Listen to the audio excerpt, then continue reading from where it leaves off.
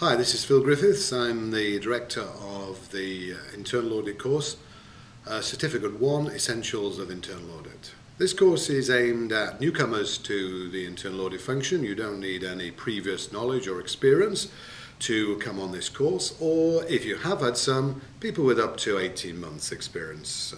This is the entry level. It covers all the basics of the internal audit process, what you need to learn.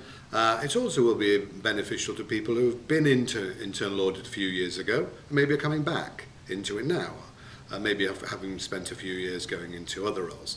The role is changing quite a lot, hence the reason for trying to explain this from first principles. It might also be beneficial to people from other functions who need an understanding of the internal audit role. Maybe you're in compliance or quality assurance or one of the other functions in the organisation.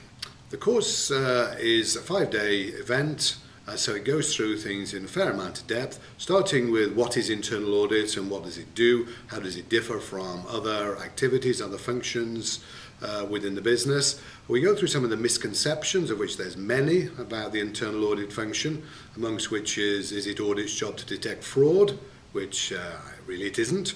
So we're then going to look at the professional standards and the Institute of Internal Auditors and what that means. Again, going through quite a bit of information there, which is very important to the role. Then we're going to talk about skills, the skills that an auditor needs in this day and age, particularly interpersonal skills.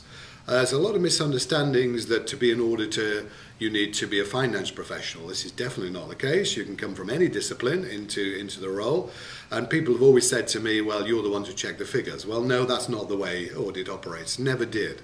Chances are we're going to look at more of the operational issues. So if you happen to be in a function that's more operation rather than financial, that's excellent, because those are the very people that we're looking at in terms of this course.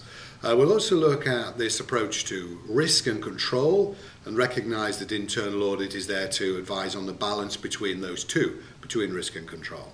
We also have lots of exercises in this course, including role plays.